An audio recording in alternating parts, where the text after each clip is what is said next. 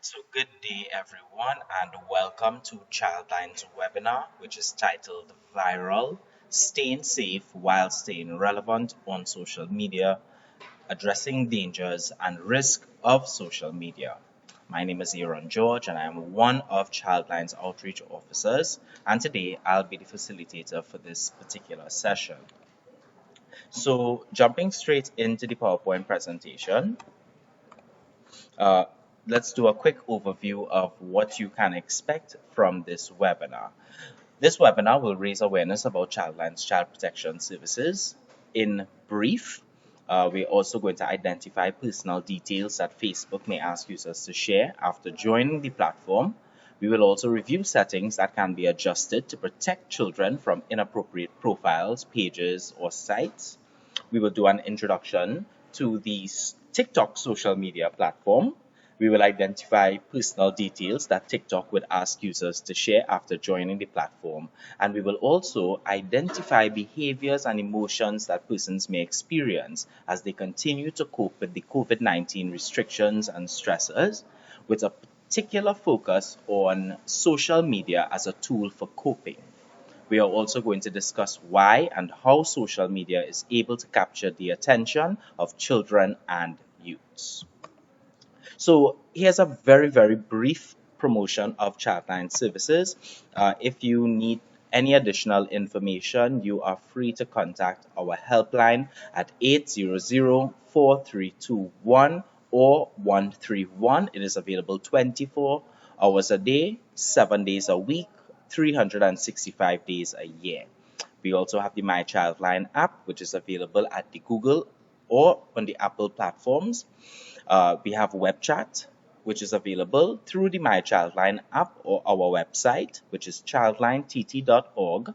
And the web chat is available from 8 a.m. to 8 p.m. And you can also send emails to childline@gmail.com.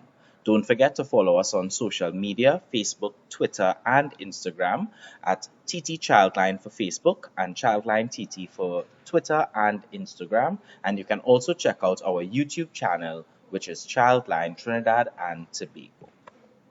So, jumping straight into the content for today's session, here is a little quick activity to see if you are familiar with the symbols associated with online activity. So, this first symbol, do you think you know what it means? All right, I'm sure you may have guessed this one correctly. It is TikTok. This second symbol, right, it's Snapchat. The third symbol, that's Pinterest. The fourth symbol, and this one is a little more difficult,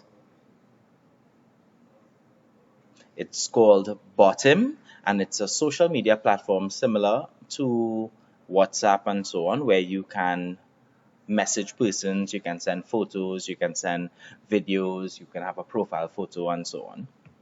So that's called Bottom. And this purple icon that's on the bottom left hand corner,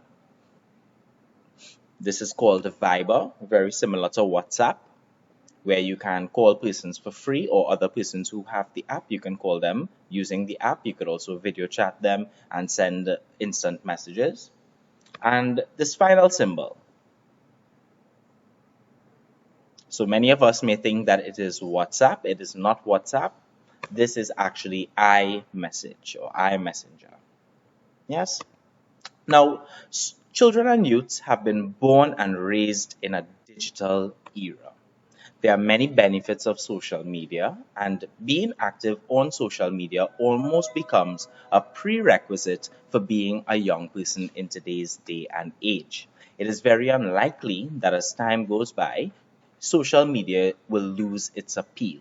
And this, while there are many benefits to social media, there can be some disadvantages, especially when it relates to internet safety, online scams, fraudulent activity, and so on. Now, as adults, we have to always find ways to get our children to understand the dangers of the things that they may think are interesting. And we must always be mindful that as parents, as guardians, as supporters, you have a very vital role to play in protecting these young persons. And if you are unaware of the platforms that they are on, if you don't know how to be in the spaces that they are in while online, you're not going to be able to protect them the way that you would like to. So here is a quick introduction to Facebook, which is one of the more popular social media platforms. So some background. Facebook was launched on February 4, 2004, and by 2006, it was open to everyone at least 13 years old with a valid email address. There are 1.49 billion daily active users, with 47% of Facebook users predominantly using or accessing their platform through their mobile devices. 83% of parents who are on Facebook are allegedly friends with their children, and Facebook adds 500,000 new users every day, which is approximately 6 new profiles every second. Now, worldwide, 26.3% of the online population, they use Facebook. So clearly, Facebook has been around, is around, and it is being utilized. Now, why do you think that it may be so prevalent? Because it's extremely easy to create an account. All you have to do is go to facebook.com and click create new account. You enter your name, your email, your mobile phone number, your password, your date of birth, and your gender. And all you have to do is click sign up. So here you're getting to see a little interface that Facebook would produce to let you know, here what, it's time to sign up, it's quick and it's easy. And Facebook requires that everyone who is joining the platform be at least 13 years old in order to create an account. Why do they have these age limits? Because Facebook is making attempts to protect the youthful population and our children. They do not want them to be exposed to online dangers. They also do not want them getting caught up in the whole technology being on it constantly. And as a result, they have implemented an age limit. Now, creating an account with false information is a violation of Facebook's terms, and it is also a violation if an adult creates an account on behalf of someone who is under 13 years. So this is the first interface that you will see, and then Facebook is going to take you to your profile. Once you have joined the platform, it's welcoming you. Your profile helps your friends learn about the people, experiences, and activities that matter to you most. So as you can see, they're asking you to add where you work, add your school, add your movies, books, videos, games, TV shows. They want to know who your best friends are, co-workers, classmates. They want you to add your mobile phone number. They want your screen name. They even want you to add your address. And if you continue exploring the features of Facebook in the About section, you would see that it can be quite invasive. They want to know where you studied, what's your relationship status. If you can, as you can see here, they're asking basic contact information and basic information about yourself. So what language do you speak? What are your political views? Who are you interested in? And if as you scroll and as you explore, you will see that Facebook welcomes all of your information. But the problem with that is that children will innocently fill in these fields and put themselves at risk. So as much as social media has many advantages, there are some dangers of social media that we must be aware of. Number one, spending too much time online and becoming disconnected from the real world. What does that mean? Sometimes children or young persons get so caught up using these platforms that in the real world, they don't even know how to interact with each other. For example, many people may say LOL when they are texting. What you have happening now is that instead of children actually laughing when you're liming with them or hanging out face to face, what they say is LOL. But in reality, LOL means laugh out loud. If you're with someone, you don't necessarily have to say LOL. You just laugh. So that is one way they become disconnected. Also, they lose their ability to some extent to understand and read social cues because they, they spend less and less time actually interacting with each other and developing those skills. It could also cause damage to your online reputation, and your reputation is essentially the name that you make for yourself. How do people damage their online reputation? By posting things that would be considered violent, inappropriate, and just not suitable for the individual's age. Also, having your personal information shared online can be dangerous because there are cyber stalkers out there and predators. Being harassed or being annoyed by someone you don't want the attention from could also be another danger of social media. You can also become the victim of an online scam, for example, things like social engineering or phishing. And we will hear about these terms in the presentation. You can have a reduced sense of self, or it can affect your self esteem negatively, especially for teenagers because they engage in constant comparison with other persons. And cyber stalking and online grooming. Of course, being the victim of online bullying is another danger associated. Now, cyberbullying, which is online bullying, is bullying with the use of digital technologies. It takes place on social media, messaging platforms, gaming platforms, and even mobile phones. It is repeated behavior aimed at scaring, angering, or shaming those who attacked. So, some examples: spreading lies about or posting embarrassing photos of someone on social media. That could be considered social bullying. Sorry, cyberbullying. Sending hurtful messages, threats via the messaging platforms, even impersonating someone and sending mean messages to others on their behalf is a form of online bullying. So, important notice: cyberbullying actually leaves a digital footprint. What does that mean? It is essentially a record that can prove useful and also provide evidence to help stop the abuse that persons may be experiencing. There are several cyberbullying tactics that are used by cyberbullies, and these are a few of them. Flaming, which is basically online fights where you use electronic messages with angry and vulgar language. So if you ever hear someone says, "I'm going to flame this person, I'm going to light a fire under them," this is what they're referring to. They're going to send an angry or a vulgar message to that individual. Harassment, which is repeatedly sending nasty, mean, or insulting messages. So, flaming may be a one off situation as opposed to harassment, which is multiple situations. Then you have denigration, which is dissing someone online, sending or posting gossip or rumors about a person with the intention to damage his or her reputation or the friendships. So, that intent to damage the reputation or the friendships is what makes denigration different from flaming and harassment.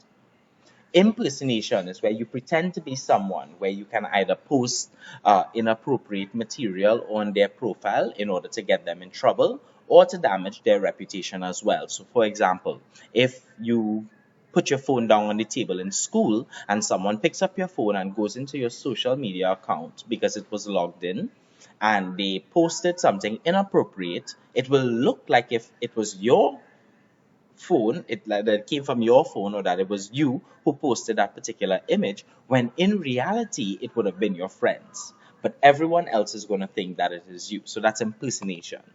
Then you have phishing, which is the fraudulent attempt to obtain sensitive information or data, such as usernames or passwords or credit card details.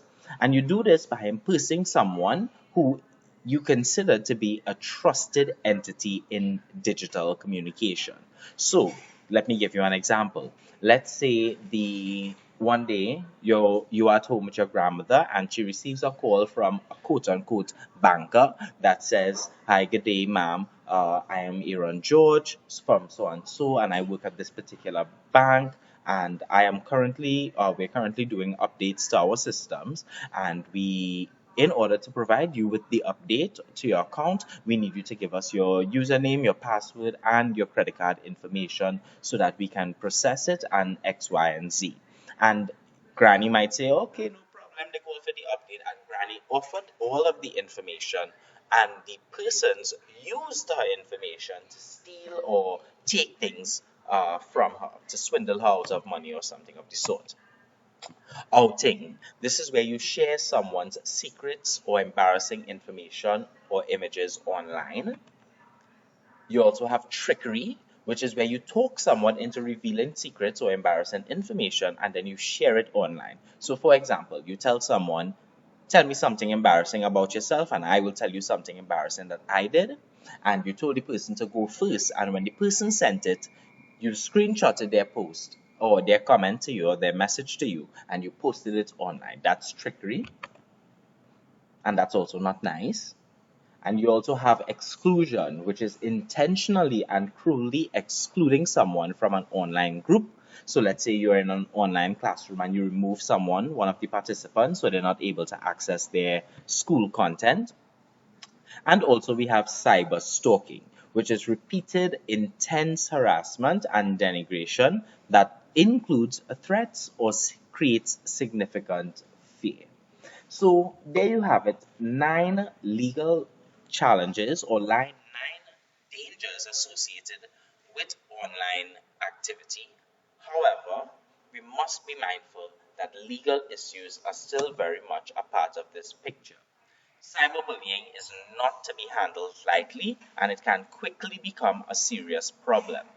There are many cases where cyberbullying has actually resulted in victims fearing for their lives and even committing suicide. There are specific actions that can actually cause a bully to break civil and criminal laws. And if we take a look at the Offences Against the Person Act, we will see many infractions that persons may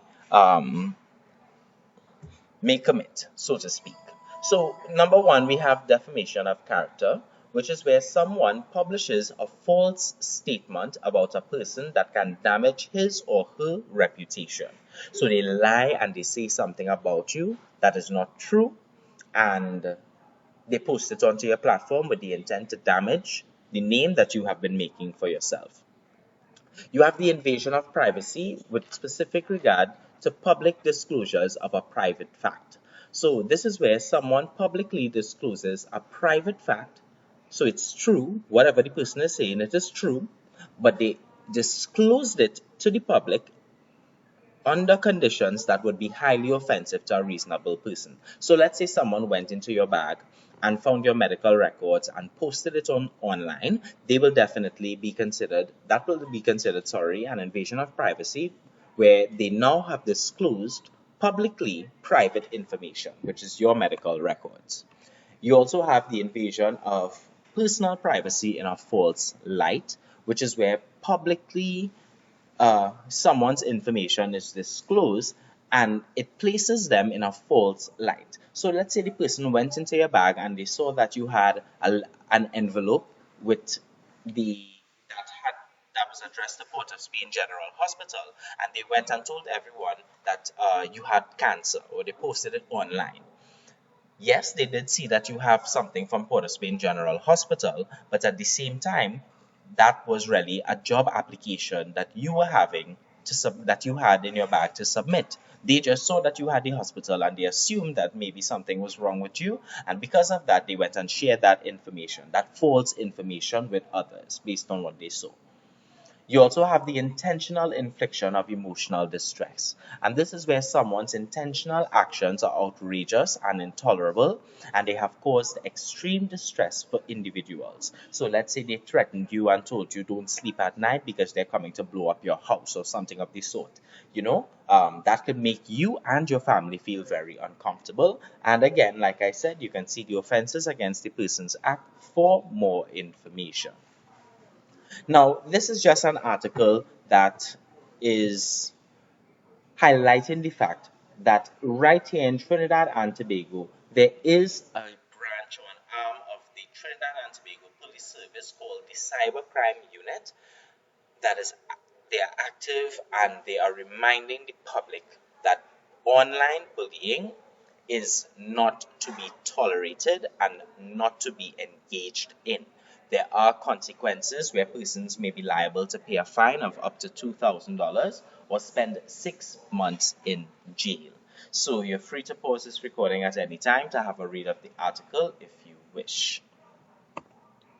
Now, how to stay safe online as a young person who is interested in social media. As you can see, Facebook welcomes all of your information. Please do not post any personal information online. Things like your address, your email address, your mobile phone numbers, things that would give people a direct link to you. Avoid putting that online. Think carefully before you post pictures or videos of yourself. Once you've put a picture of yourself online, most people can see it and it may be able to download that same image, and in that regard, it is no longer yours. It now becomes the public's. Keep your privacy settings as high as possible. So if you know that people sometimes pick up your phone, go into your profiles and so on, sometimes you need to put in a password that your parents would know. You also can look at privacy settings on Facebook, Instagram, or whichever platform you are on to know how you can protect yourself.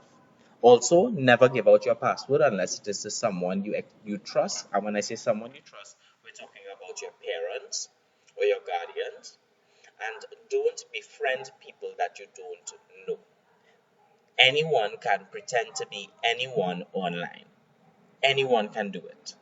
Do not be so trusting with your life, because remember, things happen. And when things happen, we always sing the coulda, woulda, shouldas. Instead of doing that, allow ourselves the opportunity to take front before front take us. Do not meet up with people online. Remember, not everyone online is who they say they are. Think carefully about what you say before you post something online. Number 9, you also want to respect other people's view. Even if you don't agree with what someone else is saying, it does not mean that you have to be rude to them. And number 10, if you see something online that makes you feel uncomfortable, unsafe, or worried, please leave the website. Turn off your computer if you want to, and tell a trusted adult immediately about what you noticed. So here is a little diagram that just shows us the different generations and how they are defined. And we are currently in Generation Z. Though I am a millennial, we have to acknowledge that as time goes by, things that characterize the generations, they change. They change. And because of that, we must acknowledge that Generation Z, even though Facebook is very popular, it appears that they are mostly indifferent to Facebook. They cannot escape the social media site or that network because, I mean, it's everywhere. Everyone is on it. But what we find that's happening now, based on stats coming out of Facebook and so on, is that parents are the ones who are doing most of the posting. Many people are creating business pages and profiles and so on. So in some ways, Facebook is becoming like a LinkedIn, where it's being used for that exchange of information, for selling, for renting apartments, for advertising products. Yes, it is still used for entertainment, watching the news, watching stories, and so on. But Generation Z seems to be moving away from Facebook. So, big question: how do I prevent my personal information from being used to manipulate and or humiliate me on social media? What do you do? And you can pause this video and think about it before continuing. Get at least 3 answers, things that you can do to prevent your information from being used against you. So here are some of the things that you can do. Facebook offers a lot of privacy settings that will allow you to protect yourself. Blocking friends is one of the privacy settings offered by Facebook. And when you block someone, they won't be able to see things that you post. They won't be able to tag you in posts, comments, or photos. They won't be able to invite you to events or groups. They cannot start a conversation with you, and they cannot even add you as a friend. If you block someone that you're friends with, Facebook will unfriend them automatically. And to block someone is very easy. There are many ways you can go about blocking someone. You can click this help center or this question mark on the top right hand corner of your on your profile, and you go to privacy shortcuts. When you go there, this interface will pop up on the right hand side, and you go down to blocked users. And at that point where you have blocked users, all you have to do is enter the information, either the email address or the name of the account that you want to block. You click block, and then that's it. It almost becomes like the person falls off the face of the earth, essentially. Yes. Now, like I said, there are many ways for you to go about it as well. You also have the option of clicking these three horizontal lines, which will create a drop down menu and you go down to settings and privacy. Not just settings, settings and privacy. And when you go into settings and privacy, you will see 5 other options pop up. And Facebook is very descriptive in the sense that it describes for you every single thing. It lets you know what all of the features do and how it functions, how it works. So please go through it. But if you go down to the bottom, when you click blocking, because that is what we are talking about, it will generate this interface on the right, and then all you have to do is add the person's name or their contact, their email address to the block list, and they will no longer be able to harass you or to out you or to manipulate your information online. Now, in addition to blocking profiles, you also have the option of blocking pages. To block a page, you go to the page that you want to block and you click on the page's cover photo. Then you select the block page option in the drop down menu, as you can see here, and you click confirm. You also have the option of reporting pages if you think that it's inappropriate. When you report a page, it essentially tells Facebook that you thought that this page is inappropriate or it may have explicit content, and it will allow them the opportunity to now navigate or filter what stays on the platform or what has to be removed. Now again, if you go into the settings, and as you can see, Facebook is very, very descriptive. To manage blocking, you can have a restricted list. You can block users. You can block messages specifically. You can block app invites, and the list goes on.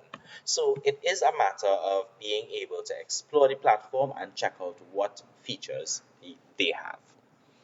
If you don't want to block someone, which is the extreme case, what you can do is unfriend them. How do I unfriend or remove a friend from Facebook? You go to the person's profile by typing in their name in the search bar at the top. Then you click at the top of their profile, and at the top there, you will see an option that says unfriend. You click that, and then the person is no longer your friend. Now, the person can still invite you. They can take pages. They could still message you. They could still Facebook call you, and so on. But they will not be able to, they're just not your friend on the platform, which means that sometimes they may not have access to all of the things that you post on your page. It all depends on your privacy settings, because some people have their profiles set up in such a way that people who are not their friends cannot see any of their content. Other people have it set up in such a way that anybody could see your content, whether you are friends or not on the platform. So, dealing with online conflict. We must always be mindful that situations can happen, and it is important for us to always think clearly, to think slowly, not always quickly, because when we jump to conclusions or we try to get the answers too soon, we sometimes miss little details. So here's a little scenario. Your friends start calling you names, sending you nasty text messages, and they're forcing you to give them things. You don't feel good when these things happen. What should you do? Do you act like nothing? Do you do nothing because you must have done something wrong to make your friends act like that? Do you start calling them names in return? and threaten them? Do you speak to your parents or teacher and tell them what is happening? Or do you do something else? And this is an opportunity for you to pause the video and have discussions with your friends, your classmates, your parents, anyone who you may be around, or even just think about it on your own and see what option you think may be best. So that's a scenario there for you. Here's another scenario for you to think about. You notice that one of your friends is teasing and making fun of younger children in a summer camp that you're in. Your friend has started taking things from them as well. What should you do? Should you tell the camp leaders about what is happening without letting your friend know? Should you help your friend in taking things from the younger children in case he or she, which is your friend, starts to take things from you as well? So if you can't beat them, join them. Do you tell your friend that you think that what he or she is doing is wrong and that they should leave the younger children alone? Or do you think that they should do something else? And again, you're invited to pause the video and discuss with those who are around you or write down your thoughts. Scenario 3. A new boy in your class is a refugee. And if you're wondering, who's a refugee? A refugee is a person who has fled their country because of civil war, political reasons, maybe because they're not safe in their country and they are trying to find or make a better life elsewhere. So you have a boy in your class who is a refugee. So he came from another country. And your friends always say racist things to him. They make fun of his English and they tell him to go back home. What should you do? Should you join in? He's not your friend, so you don't have to worry about him. Should you tell your teacher that your friends are saying racist things to him? Should you offer to give him English lessons when you're not playing with your friends to help him fit in? Or should you do something else? And again, I encourage you to pause the video, discuss with those who are around you, and also write down your thoughts.